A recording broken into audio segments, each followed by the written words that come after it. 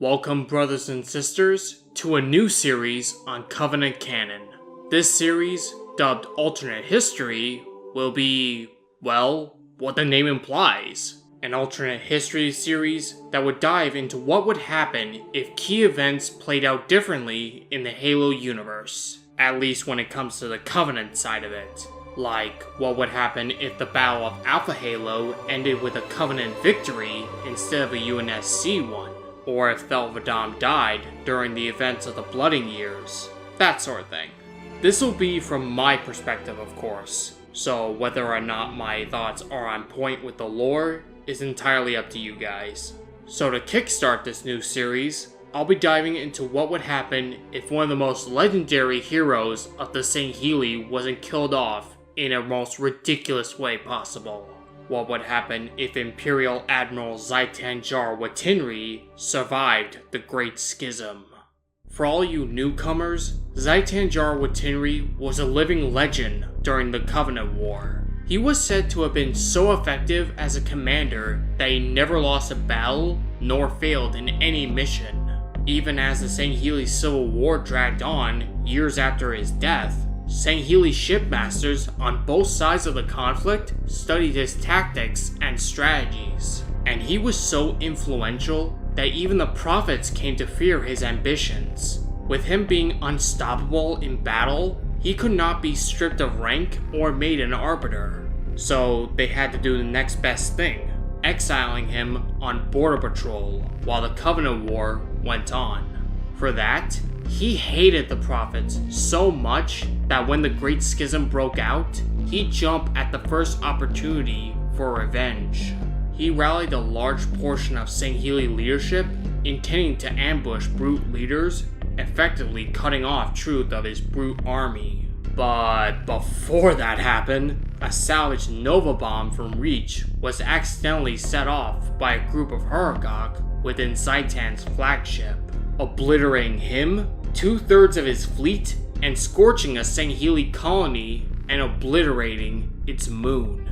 Now, the only way Xytan could survive this is because of one reason. Before the bomb set off, there was a grunt that tried to deactivate it, Kawasas, but he was unable to get past the engineers. Now, for the sake of this video, let's say that Kawasas managed to get past the Huragok, and was then able to stop the bomb. He definitely would have alerted some Sangheili and told them what they tried to do. The elites would have most certainly confined the Huragok to certain areas of Zaitan's flagship in order to keep the engineers away from the bomb. This was the only way that Zaitan could ever get out of this situation. Now with Zaitan alive, we need to look at his plan prior to his death. The Imperial Admiral had summoned a large portion of leadership from Jurohanai Alpha tribes to the Sangheili colony Joyous Exaltation, under the guise of a peace summit. In truth, planning to kill the envoys and deal a decapitating blow to the Jurohanai. This would cripple the Covenant loyalists and probably Truth's chances of claiming the portal on Earth. Let's say this plan succeeded. Zaitan would most certainly try to use the Nova bomb that the Huragok tried to activate. This would kill more than half of their leadership, guaranteed. If this plan succeeded, the Great Schism wouldn't have lasted as long as it did, ending the conflict within a year rather than dragging on a couple more years. This would probably also reduce Truth's fleet in half during the invasion of Earth. He relied entirely on Jurohanai leadership during the Great Schism, so killing off a good portion of their leadership would have definitely hurt Truth's chances on Earth. This wouldn't really affect the outcome of Halo 2 though. Tartarus will still die at the hands of the Arbiter, High Charity will still be infested by the Flood, and Truth will still flee to Earth with his fleet, though it would probably be cut in half. Halo 3, however, would definitely play out differently. Obviously, the Imperial Admiral would send his fleets to High Charity to contain the Flood, as he always intended to do in canon after dealing with the Jurohanai. With the amount of ships in Zaitan's fleet prior to his death, there's a good chance that they could have simply glassed High Charity entirely before the city could reach the Ark. Artas Vadam's fleet of Retribution had few ships to contain the Flood, and it was for that reason one ship broke away from the quarantine zone. But with the power of the combined fleet of Righteous Purpose and the remaining Sangheili ships in High Charity's defense fleet, the flood within the city would have been cleansed, and Delta Halo 2 for that matter. Now, with the flood handled, let's look at Earth and what the war would look like. It's important for us to remember that unlike Felvadam, Xytan hated humanity and still kept some of the Covenant's religious beliefs despite knowing that the Great Schism was a lie. He would have most certainly wanted to continue the war. Obviously, this will put him at odds with the Arbiter and his fleet, though would most certainly would have tried to reason with Xytan as he did with Tartarus, that the Covenant faith was a lie and that truth was the true enemy, not humans. Now, I can see two possible outcomes. One, Xytan refuses to listen and continuing the war, beginning with glassing Earth and the remaining UNSC holdouts. This would most certainly put the Sangheili in a mini-civil war, but unlike the Bloody Years, it would definitely be less significant and probably end very quickly. And given that Wattinree's popularity dwarfs Stell's, even when the latter was a supreme commander, the majority of Sangheili would most likely back Zaitan's leadership. This scenario would definitely end in a Covenant separatist victory, and humanity would most certainly be exterminated, or at the very least become an endangered species. The other likely outcome is more interesting in my opinion. Now, it's important to know that Xytan was also a shrewd tactician, not only in terms of warfare, but in dealings with potential rivals. He definitely shows this after promoting Voromantikree to a fleet master, after he openly spoke out against Zaitan's plan in the canon.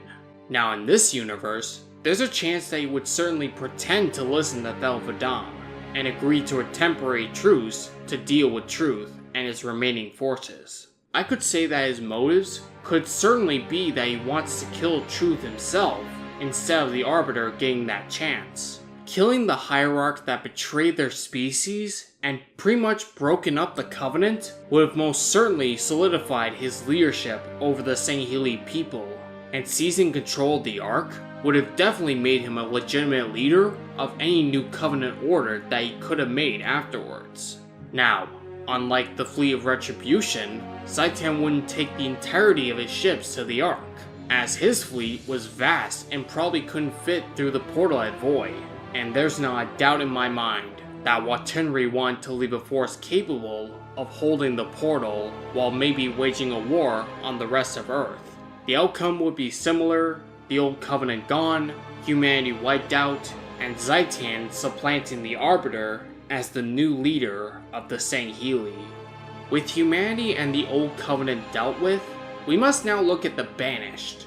In canon, the Banished rose to become a prominent threat in the wake of the Covenant's collapse. They managed to secure weapons, ships, resources, and numbers of troops to back it up. In Zaitan's new era, however, I doubt that they would be around and be as powerful as they are now. With the Prophet of Truth dead, the remaining brutes would most certainly look to Atriox as a new leader. Now, pitting Xytan against Atriox? It's kinda difficult, but I would say the former would definitely scour the galaxy for Atriox. This is exactly what the Prophets did during the Covenant War, but with Zaitan's new Covenant, he would definitely be more thorough, and without the humans to bother them, they would definitely have more time and resources to hunt the Banished. Guerrilla tactics could have stalled Xytan in the short term, but his mind for warfare was probably more keen than Atriox's was. So I would say that this conflict wouldn't be much of a war of attrition, but more of a cat and mouse chase, one that Xytan would probably get the upper edge in, given that he had larger forces and resources to back it up. With that said and done, it's not quite clear how the post-war era would look like in Zaitan's new era. From what I could tell, the Sangheili would definitely be more stable than they are now. There wouldn't be a Bloody Years, and if there were any Sangheili rebellions of any kind, they would be short-lived at best. The same could be said to the other Covenant species. Well, except the Jiralhanae. Given that they betrayed the Sangheili, Zaitan would probably either glass Doisak in retaliation, or reduce the Brute's status into whatever new covenant they established, probably placing them in a low position equal to that of the Grunts. Hell, maybe even lower. And without a strong leader to rally behind, the Jurahane would provide little, if any, resistance. The rest of this alternate history is a bit blurred now. But overall, Zaitan's death pretty much saved the human race and guaranteed a peace in the galaxy. Thelvadam was the main reason why the war didn't continue after the events of Halo 3. He kept the other Covenant species from going at humanity when they were down, and this gave them a chance to rise back up as a power in the galaxy. But had Zaitan lived, they would have been endangered, or at the very worst, exterminated. And with his power and reputation, he could have made a far more dangerous Covenant adversary. Far more powerful than any ones that came before, like Julian Dama's Covenant, or even the Banished. But what do you guys think would have happened had the Imperial Admiral survived the Great Schism? How long do you think the Covenant War would have lasted had he survived? Let me know in the comments below. As always, if you guys like what you see here, hit that like button. And if you're new to the channel, subscribe if you want to see more Covenant content. Until next time guys, may we meet again in Uros's everlasting light. Victory to Clan and Kin, Covenant Canon fans. Nakai out.